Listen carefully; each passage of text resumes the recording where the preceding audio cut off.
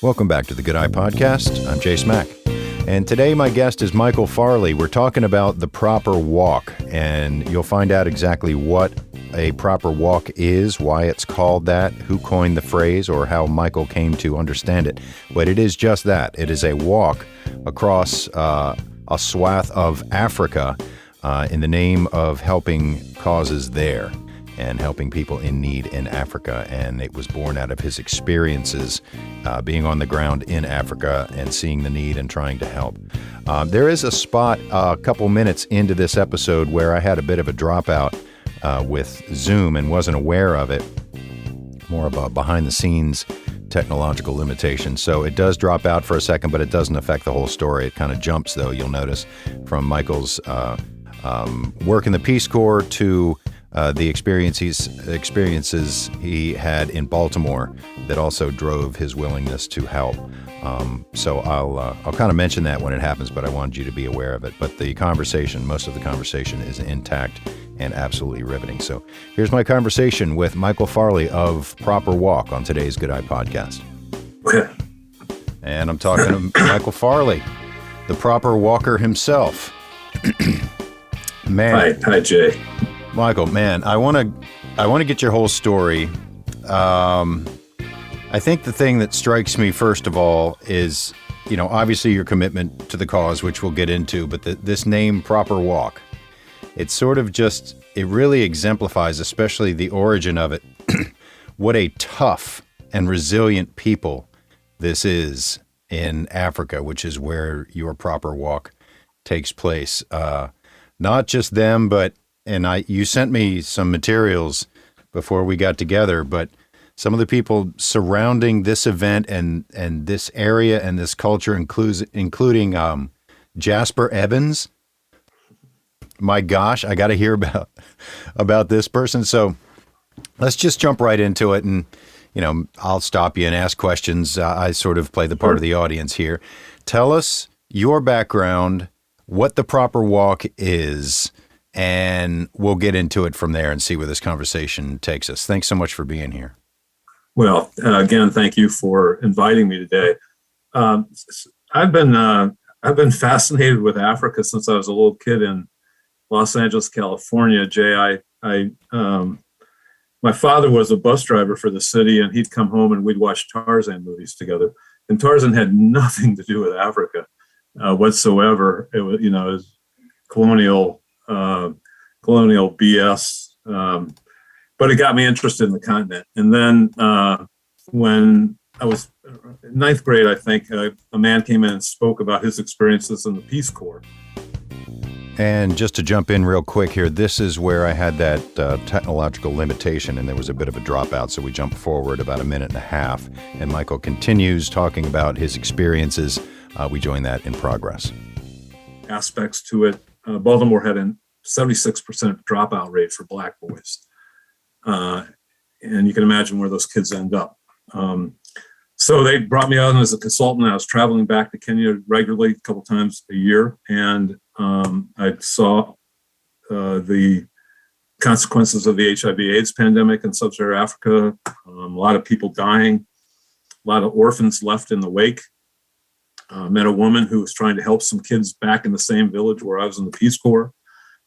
And I asked her how I could help. She said, I'm trying to raise some money to build a center, to finish building a center where these kids could come every day. She wanted to start with basically a foster care program. They call it Guardian program. And at the same time, I'd gotten to know Jasper Evans well. And Jasper had a ranch up in northern Kenya, and I was visiting him. And I was going on a walk. He said, are you going on a proper walk? And I said, what's that mean? He says, when you walk many miles, many days in a row without, actually he said kilometers, walk many kilometers a day, many days in a row without certainty of the outcome. And you're right about, the concept of a proper walk. Women in sub-Saharan Africa walk, 5 miles to get water for the day. I mean, the toughness and resiliency. So anyway, I also had a dream of walking the entire Rift Valley when I was a younger man in the Peace Corps. So I put all those three things together, Jasper's concept of proper walk. Winnie Barron is the woman's name, and Makindu, who was trying to help those kids. And we did the first proper walk, like a walkathon, in 2002. Almost killed everybody because we didn't know what we were doing. But we made it to Lake Turkana. I think it was 140 some miles, and raised $43,000, and was enough for Winnie to finish building her center for these kids. And I thought that would be a one-time deal.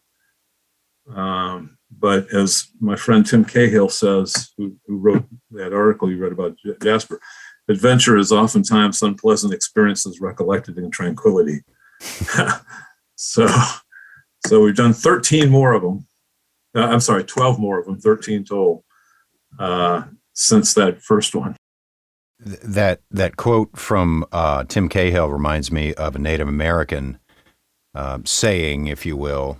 I'm not sure the terminology to apply to it, that there are four things that are life affirming: love, art, music, and loss. And sometimes you don't know what you're doing until you're past it. Right.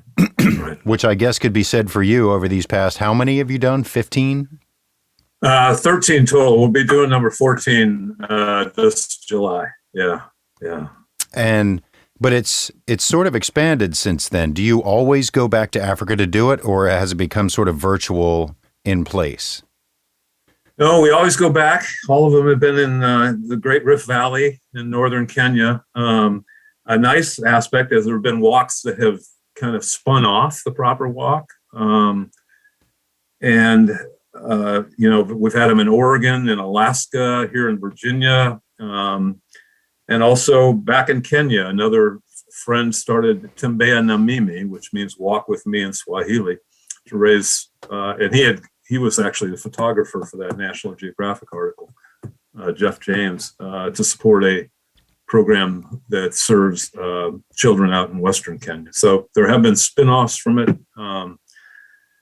What has happened, though, I can tell you, is the walks have gotten shorter. Yeah.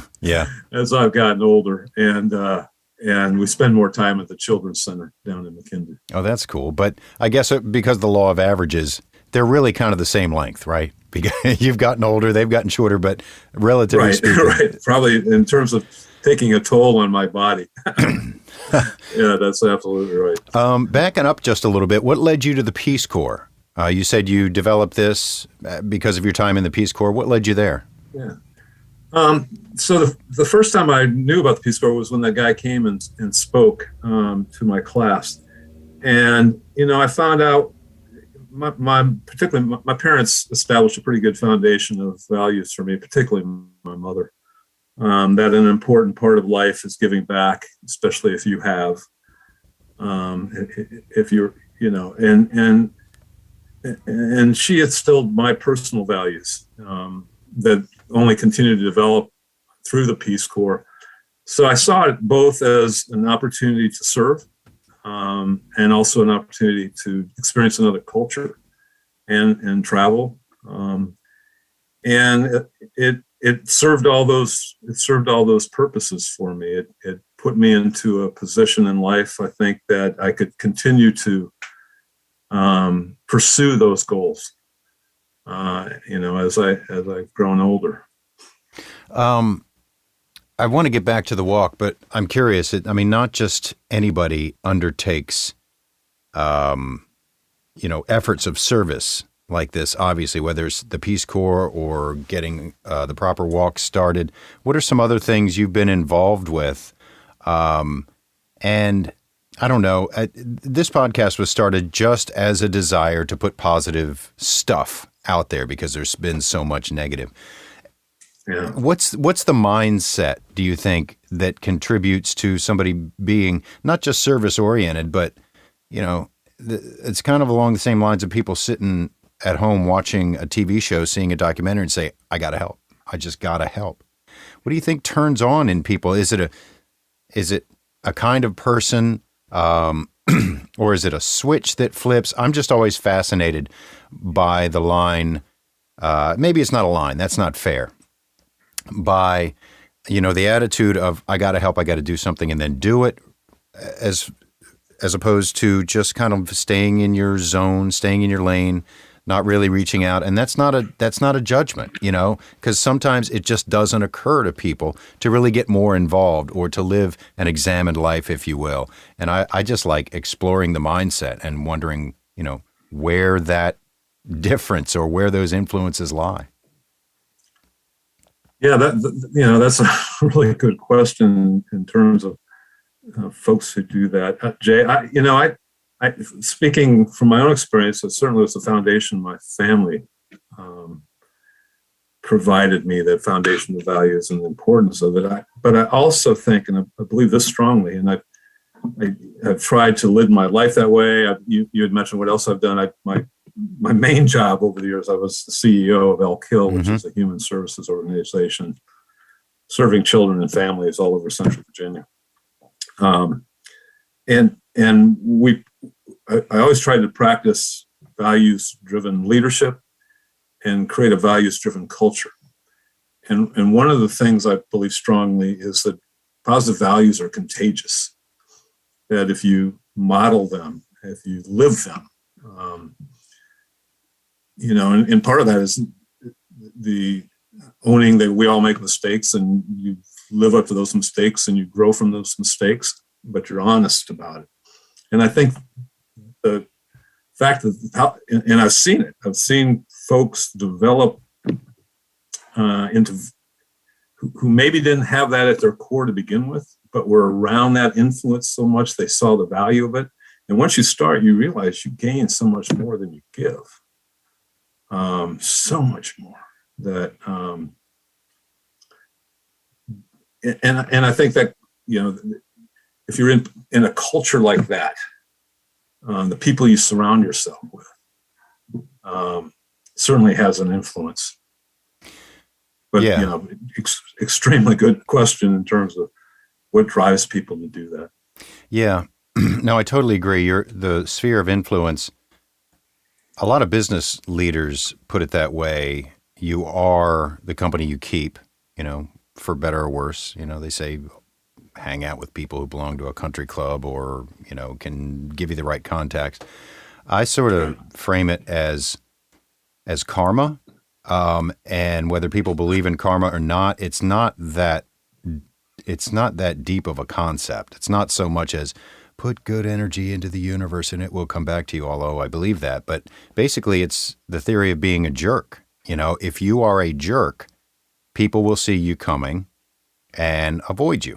If you put kindness into the world, people will be glad to see you. It's just as simple as that. But talk about, I'm just, again, not to beat this dead horse. I'm just, I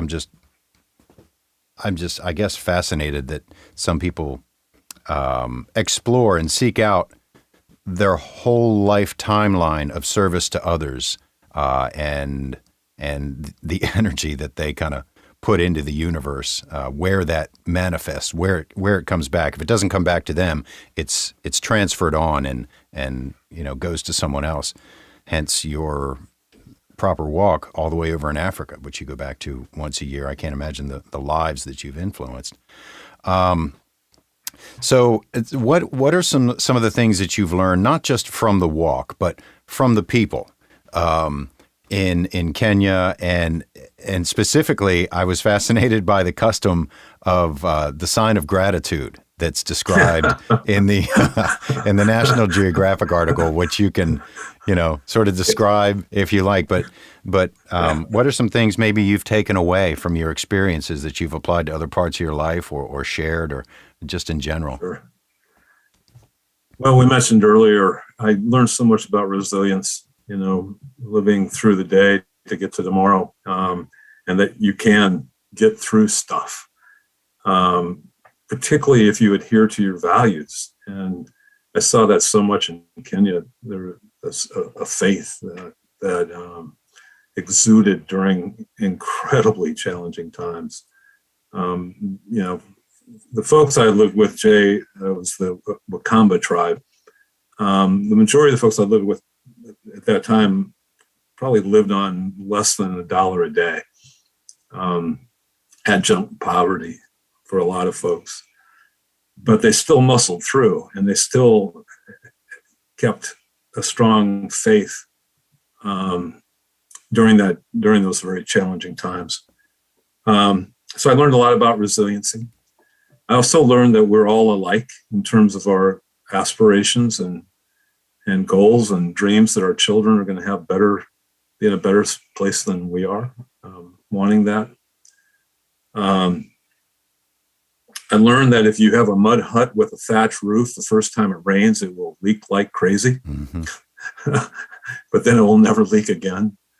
I have a maybe a little infamous photo of self-taken of my hut on the first night it rained. And I was sitting in the corner of a hut with an umbrella and a bottle of Johnny Walker Red in front of me, a little small bottle, and a safari hat on.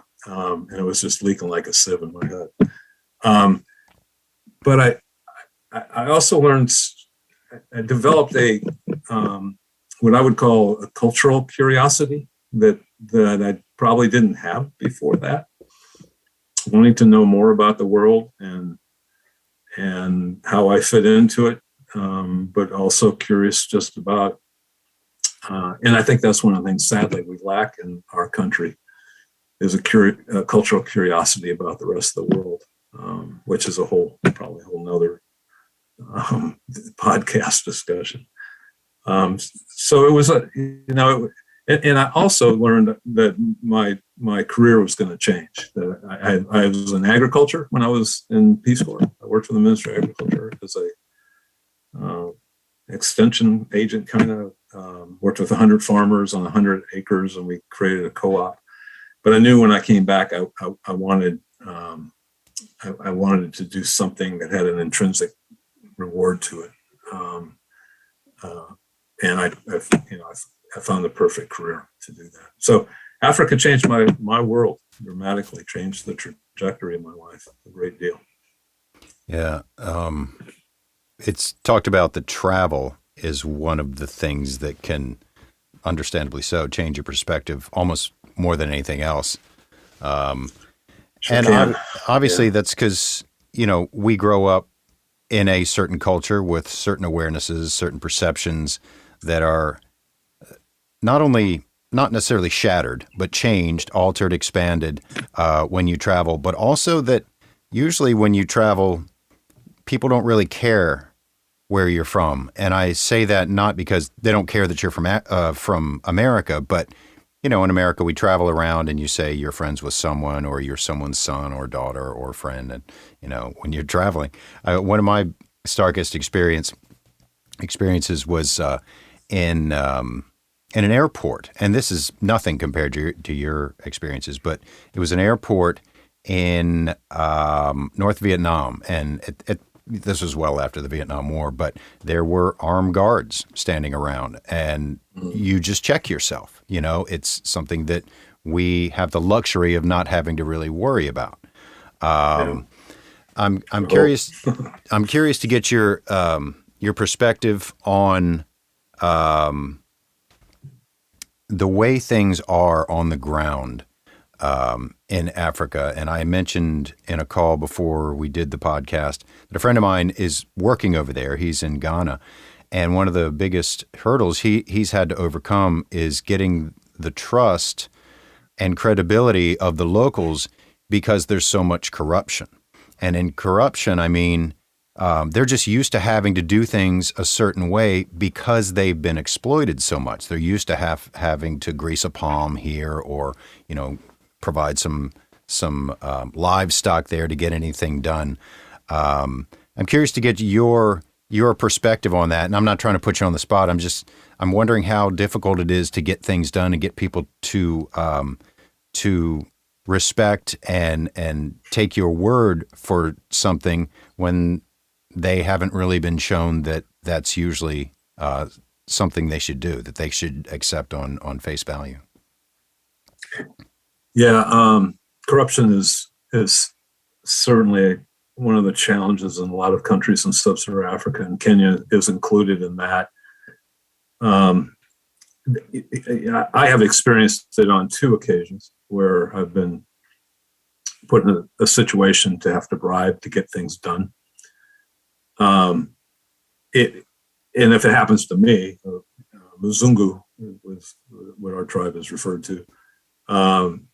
You can imagine what happens daily to just normal Kenyans. And the work I do in Makindu, I've been doing it for so long, people know me and know who I am and trust me. Certainly outside that area, there would probably be perhaps some suspicion. Although there's such white privilege everywhere in the world. Mm-hmm. And that exists in Kenya. I've experienced that too. That, I think oftentimes my race opens more doors than gets blocked through corruption oftentimes. That's when I was in the Peace Corps, I helped get this co-op started with these very poor farmers. And the only reason we were able to do it is because I was able to get in the doors at the Ministry of Agriculture to get things done. They didn't hesitate to work with me.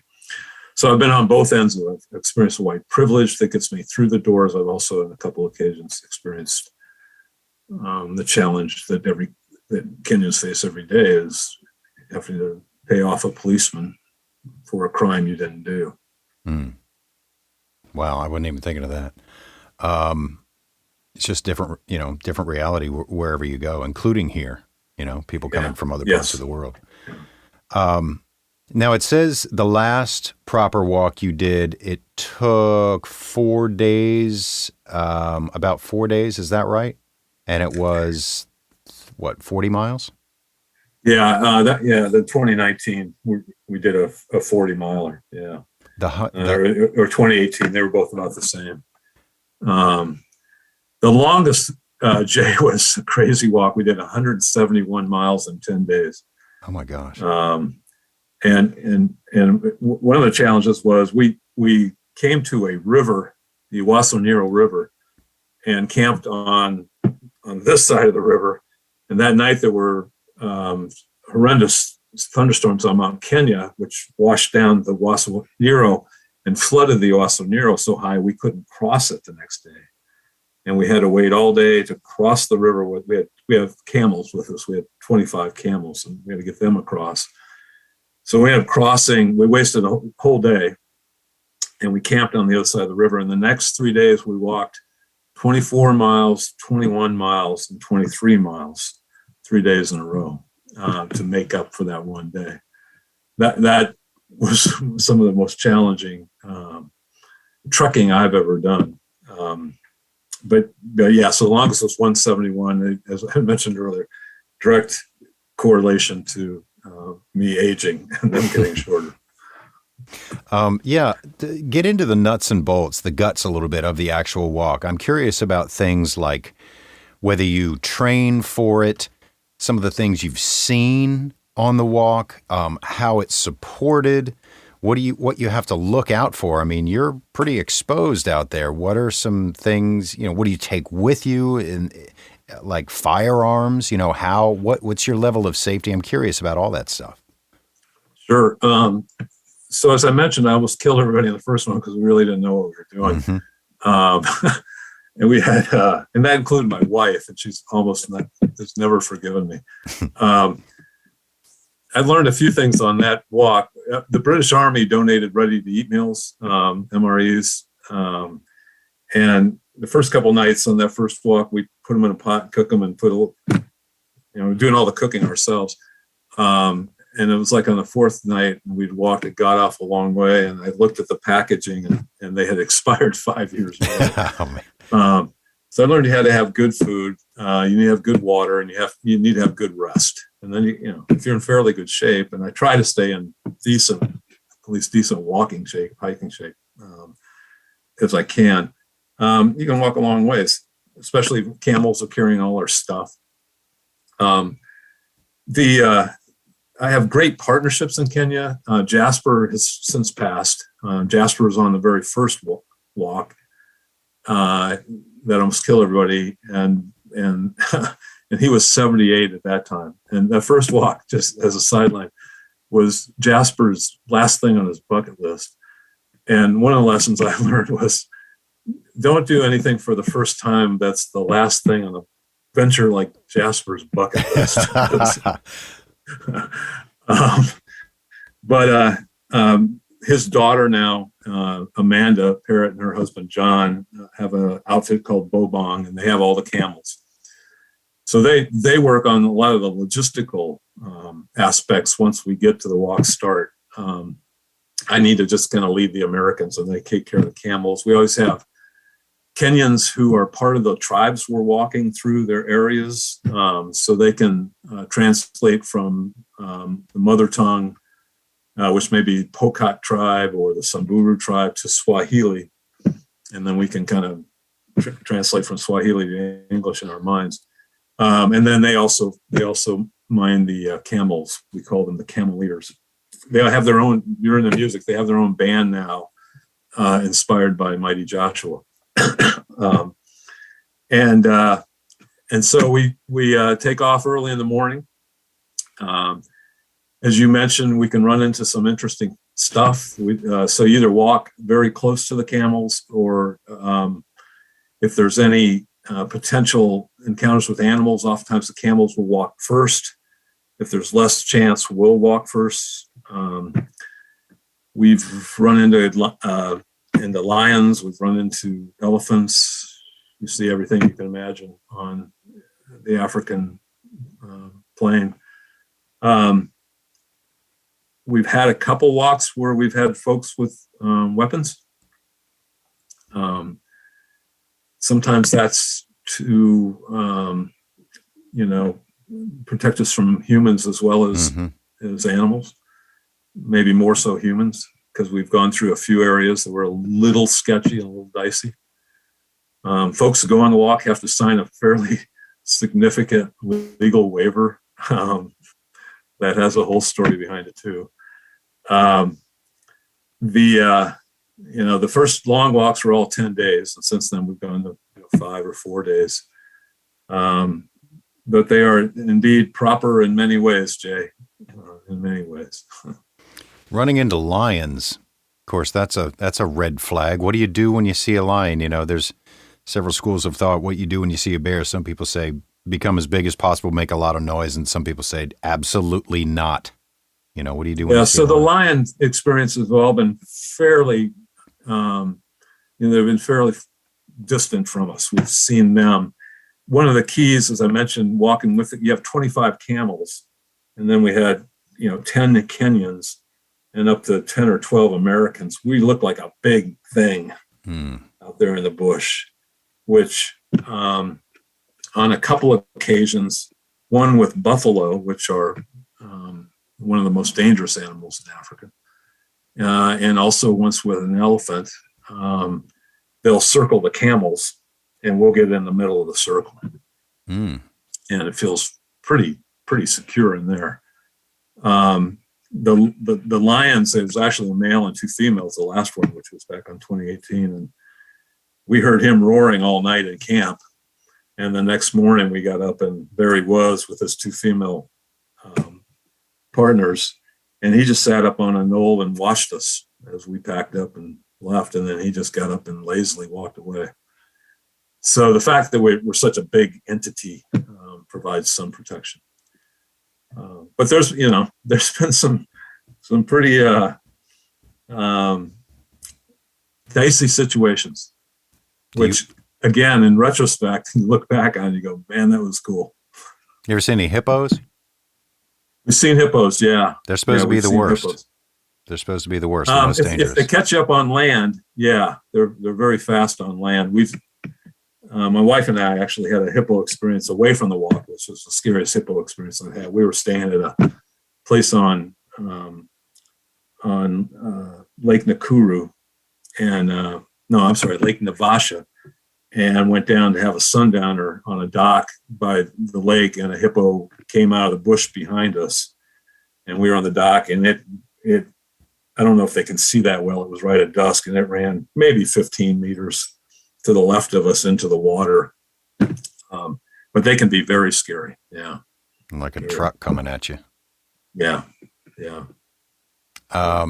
you have any favorites? Any favorite animals or aspects of that part of the world? Well, I'll tell you a quick story that I like a lot. This was in 2008, August of 2008. And this was one of the human dicey situations, Dave. We were walking up the Rift Valley, and we were told not to stop in this 10 mile area where the Pokot tribe and the Samburu tribe were fighting with each other, were stealing each other's goats and cattle. And they wouldn't be mad at us, but we wouldn't want to get caught up in that. And sure enough, one of the people got sick on the walk. He had a combination of both heat stuff, exhaustion, and also some stomach things, which may have been connected. And we had a camp right where they told us not to camp. And it takes 3 hours to put up the camp. So by the time we got camp put up, it was about 5:30 in the afternoon.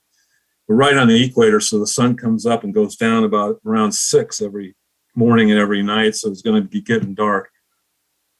We just got the campfire going, and I sat down and was having a nice warm Tusker beer. And these young Pokot men come walking into our camp, very angry we're there, and insist we have to leave. They only speak Pokot, so they were translating Pokot to Swahili. I speak some Swahili, so I was trying to figure out what it meant. I call it a cluster mess. So it's just everybody, hey, you got to leave. We can't leave. And I was thinking, we're going to have to pack up. We're going to be walking out of here in the dark. We got the sick person trying to find. It's impossible. It's impossible.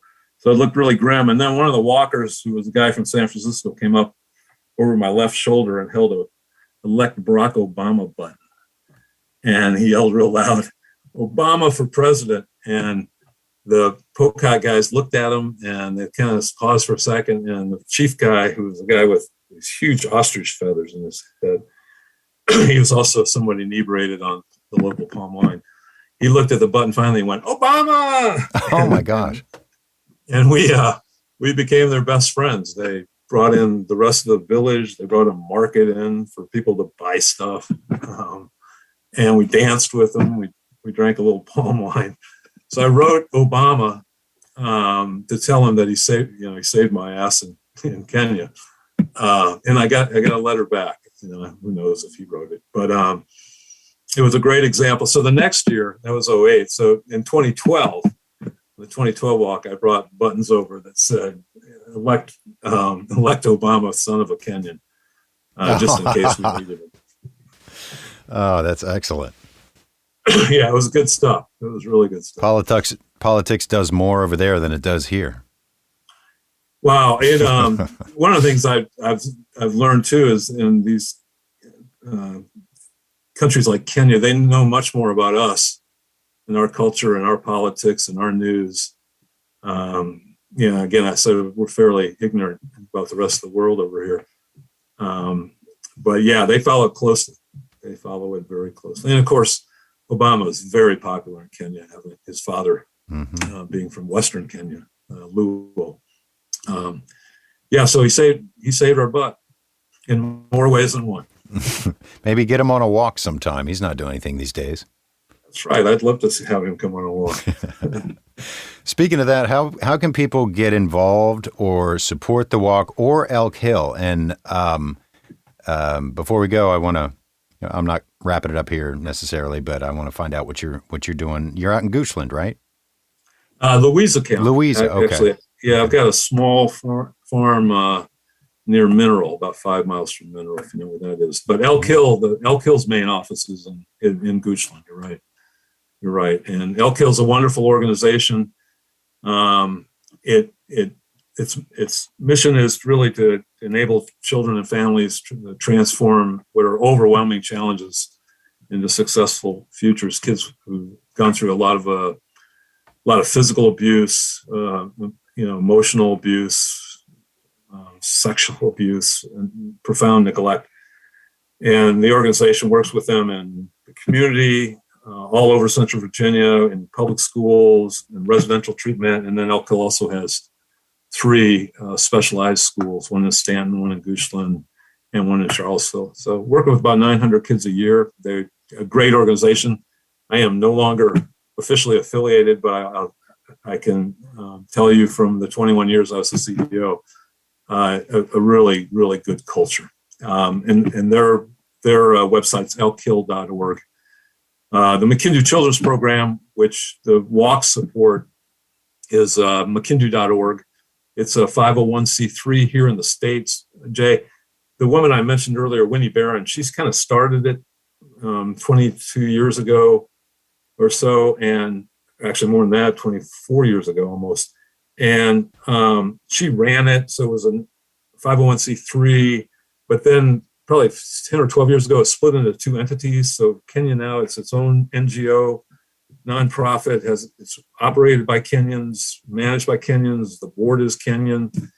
And on this side of the ocean is the Makindu Children's Program, makindu.org. And it's more of a foundation entity that raises money to support the program over there. The program over there now serves about 560 children.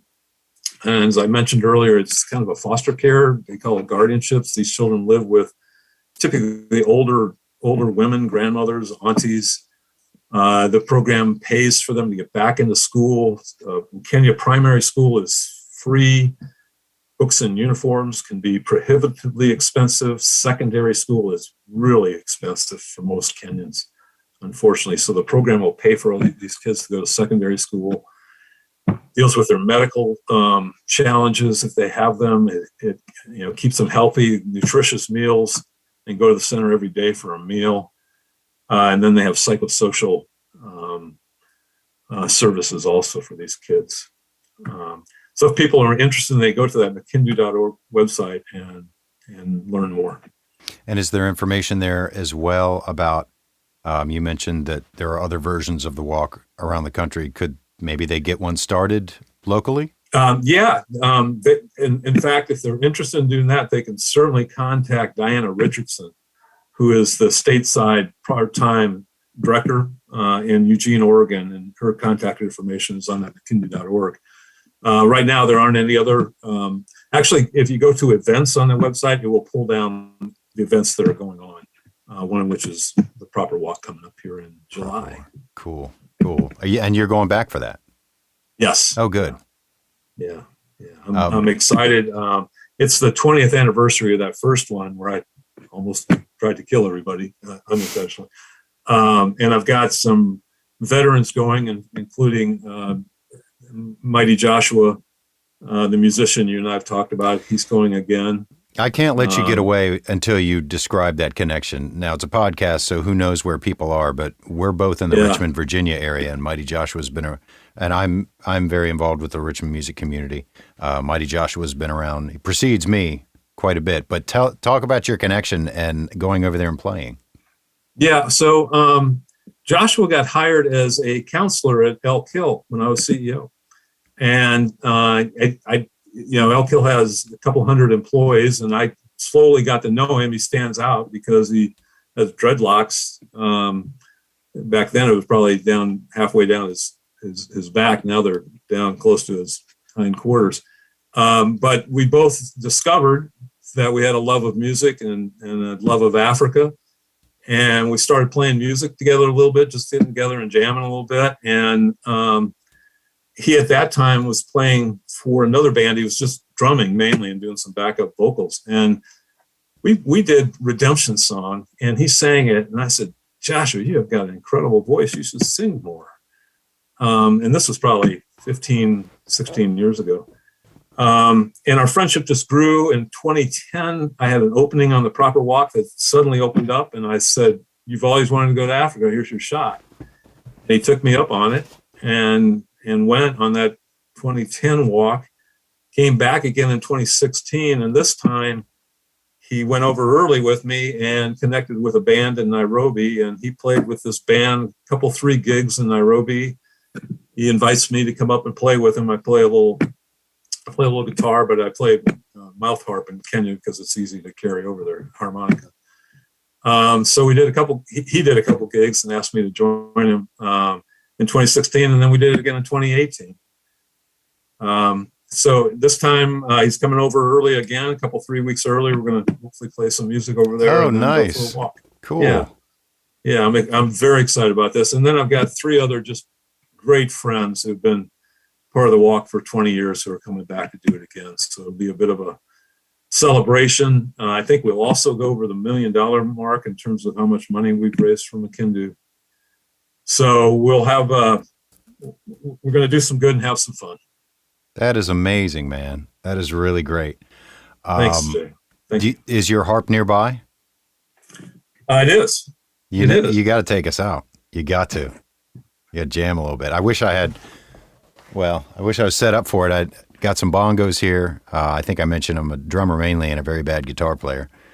But we'll have to jam sometime. But if you want to take us out, I would love that. Yeah, that'd be great fun. Yeah, let's see here what we got. I often say the most tolerant people in the world are the parents of drummers. Yeah, I've often heard if you want to punish parents, give their children a set of drums. I tried. Mine were too good-natured, thankfully. All right, I'm trying to find a G harp here. Is that your favorite key?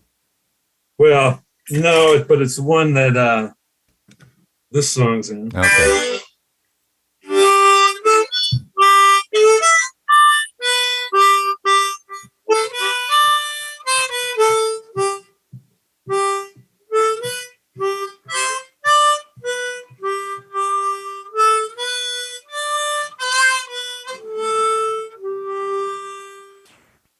Man, I can smell the campfire.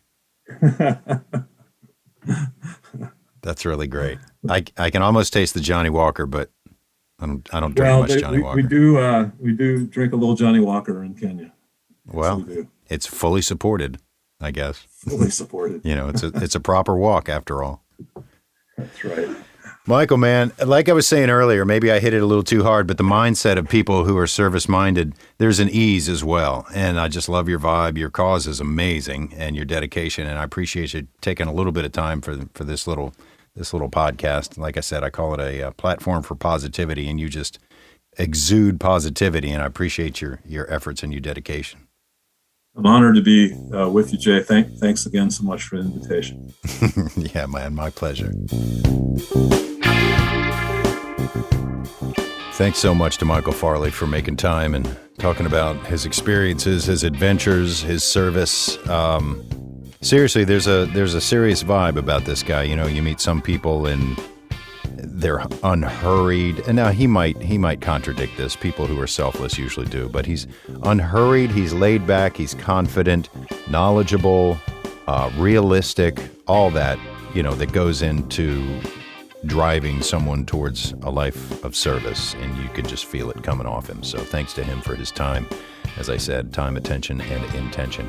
If you want to get in touch, hit me up at jay@jsmack.com. Always open to feedback, topic ideas, even if you want to come on the podcast and have a good topic.